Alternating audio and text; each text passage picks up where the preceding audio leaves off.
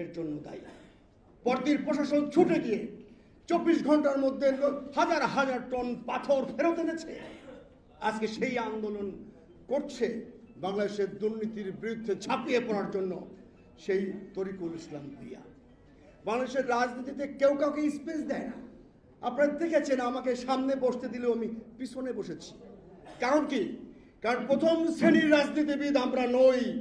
Green party Bangladesh সবসময় তৃতীয় শ্রেণীর রাজনীতি করে, তৃতীয় শ্রেণীর মানুষের কথা বলে, তাঁতি মুচি কুলি দিন মজুরের কথা বলে। সেই কথা কিন্তু জনতার অধিকার পার্টি পিআরপি বলে। অনেকে পিআরপিকে হিংসা করে, বলে আমরা এত এত মহারথী থাকতে আবার এখানে তুমি কেন?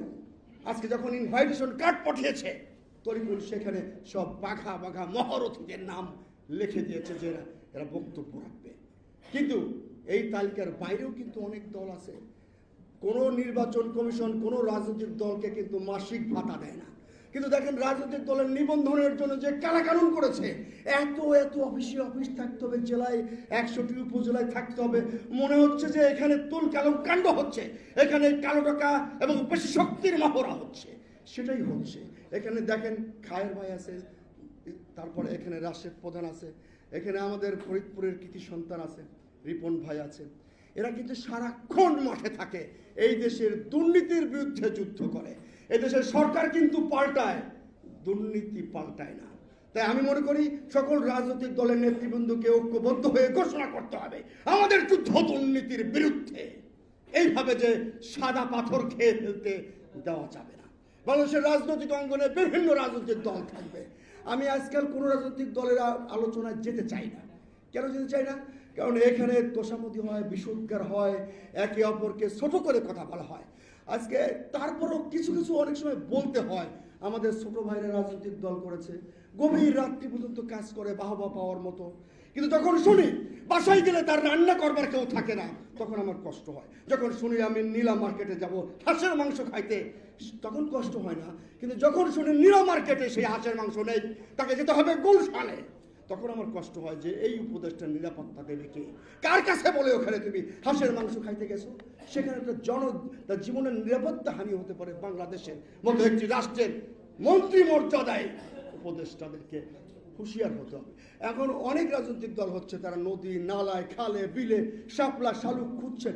আমি মনে করি ছোট ভাইদের রাজনীতি করতে হলে আরো একটু গুছায় আনতে হবে যে আপনার যেদিন ঘোষণা হবে জুলাই সনদ, সেদিন আপনারা বন্ধু বান্ধবী নিয়ে কক্সবাজার যাবেন।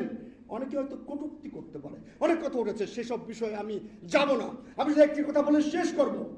যারা যারা বাংলাদেশের লিজেন্ড রাজনীতিবিদ আছেন, তাদের দায়িত্ব হবে বাংলাদেশের অন্যান্য রাজনৈতিক দলগুলোকে টেনে তোলা। আরে ভাই, এখানে তো ভাতা বেতন দেওয়া হয় না। বাংলাদেশের রাষ্ট্র সরকার কখনো কোনো রাজনৈতিক দলকে বেতন দেয় না। এরা জনগণের ভালো মন্দ নিয়ে চিন্তা করে। বাংলাদেশের 16 কোটি লোক কে বলেছে? বাংলাদেশে 20-22 কোটি লোক। এইখানে বাংলাদেশের মানবাধিকার লঙ্ঘনের সুযোগ আছে। যেহেতু অর্থনৈতিকভাবে আমরা দুর্বল, যেহেতু শিক্ষার দিক দিয়ে আমরা দুর্বল, সেহেতু ব্যাঙের ছাতা কেন? লক্ষ লক্ষ রাজনৈতিক দল হলেই বাকি, এটা জনগণের কল্যাণে কাজে লাগবে। তাই আসুন কেউ কাউকে ছোট না করি। আজকে এই রাজনৈতিক স্পেসে, মাঠে, রাজপথে জনতার অধিকার পার্টিকে সামনের দিকে এগিয়ে দেই। যখন দেখি উনি ফেনীতে একটা হাসপাতালে গিয়ে পরিদর্শন করছে এবং সেখানকার অব্যবস্থার কথা তুলে ধরছে, বাংলাদেশের প্রতিটি ইঞ্চি ইঞ্চি তারা ঘুরবে এবং যত অন্যায় অনিয়মের বিরুদ্ধে কথা বলবে, সেটা বাংলাদেশের জন্য কাজে লাগবে। কিন্তু কোন রাজনৈতিক নেতৃবৃন্দকে আমি অনুরোধ করব, কাউকে ছোট করবেন না। কাউকে ছোট বড় রাজনৈতিক দল বলে কিছুই নাই। অনেকে বলে ওয়ান ম্যান পার্টি, অনেকে বলে অনেক কিছুই। আর ভাই, রাজনৈতিক দলের কার্যক্রম, উদ্দেশ্য, তাদের যে পরিকল্পনা, সেটা কি আগে দেখেন? তারপরে লোকজন তার দলে ভিড় করবে।